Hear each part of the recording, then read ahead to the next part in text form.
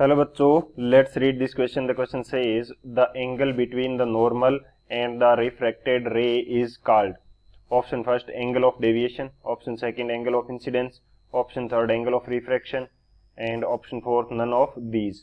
इस क्वेश्चन के अंदर में पूछा गया कि नॉर्मल और रिफ्रैक्टेड रे के बीच में जो एंगल बनता है उसको क्या बोलते हैं। तो बात करते हैं की कंसेप्ट की। की कंसेप्ट की यदि बात की जाए तो की कंसेप्ट हमारे पास क्या होगा। की कंसेप्ट हमारे पास ये रहेगा कि हम यहाँ पे बात करेंगे रिफ्रैक्शन क्या होता है।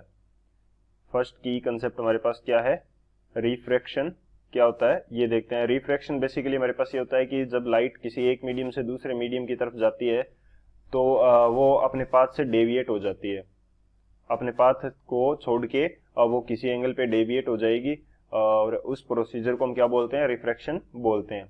या कह सकते हैं कि bending of light when light travels from one medium to another medium. तो दोनों मीडियम जो है उनको अलग करने वाली सरफेस के ऊपर वो क्या करेगी, बेंडिंग शो करेगी। तो उस पूरे फिनोमेना को क्या बोला जाता है, रिफ्रैक्शन बोला जाता है। और ये होता किस प्रकार से ये भी हम देख लेते हैं।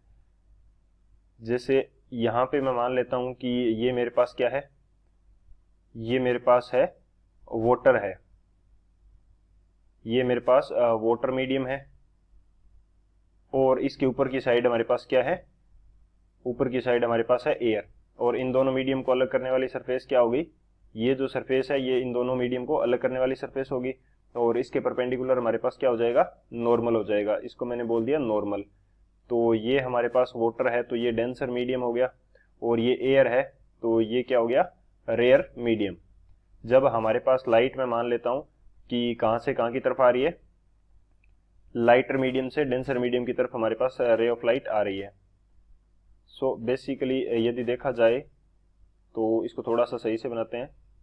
ये हमारे पास लाइट रे इंसिडेंट हो रही है, देखा जाए तो इसको इस पाथ को फॉलो करना चाहिए था जो मैं डैश डैश से यहाँ पे बना रहा हूँ।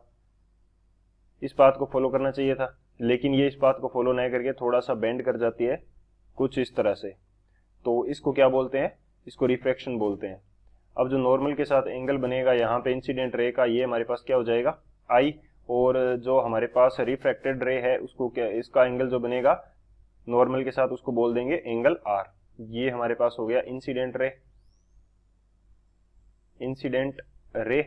और जो हमारे पास ये रे है ये हमारे पास क्या हो जाएगी, रिफ्रैक्टेड रे। ये हमारे पास होगी रिफ्रैक्टेड रे। और जो हमारे पास रिफ्रैक्टेड रे का पहले वाली रे के जानी चाहिए थी जिस पाथ के साथ जो एंगल बनता है वो हमारे पास क्या हो जाएगा, डेल्टा हो जाएगा। डेल्टा यानी कि एंगल ऑफ डेविएशन हो जाएगा। तो ये हमारा मेन की कंसेप्ट है। इस की कंसेप्ट की हेल्प से इस क्वेश्चन को सोल्व करते हैं। अब यदि मैं बात करता हूं यहाँ पे सॉल्यूशन की, तो सॉल्यूशन हमारे पास क्या हो जाएगा, जो एंगल ऑफ आई है इसको हम क्या बोलते हैं, आई को बोलते हैं इंसिडेंस एंगल, इंसिडेंस एंगल या एंगल ऑफ इंसिडेंस बोल देंगे। और जो हमारे पास एंगल आर है इसको क्या बोलेंगे, रिफ्रैक्शन एंगल। इसको हम बोल देते हैं रिफ्रैक्शन एंगल। और जो हमारे पास डेल्टा है इसको हम क्या बोलते हैं, डेविएशन एंगल। इसको हम क्या बोल देते हैं, डेविएशन एंगल हम बोल देते हैं। सो डेविएशन एंगल की भी यदि बात की जाए तो हमारे पास क्या हो जाएगा, डेविएशन एंगल डेल्टा की यदि बात की जाए तो ये पूरा एंगल हमारे पास आई है, तो ये जो पूरा एंगल होगा ये भी हमारे पास आई होगा। यदि ये आई है तो डेल्टा की वैल्यू क्या हो जाएगी, angle i minus angle r, ये हमारे पास हो जाएगा डेविएशन एंगल। इस प्रकार से हम इसको फाइंड आउट कर सकते हैं। सो यहाँ पे करेक्ट ऑप्शन क्या हो जाएगा, रिफ्रैक्टेड रे का जो नॉर्मल के साथ एंगल है उसको हम आर बोल रहे हैं और आर हमारे पास क्या है, रिफ्रैक्शन एंगल। तो कौन सा ऑप्शन करेक्ट होगा, जो ऑप्शन थर्ड है सी, वो हमारा करेक्ट हो जाएगा।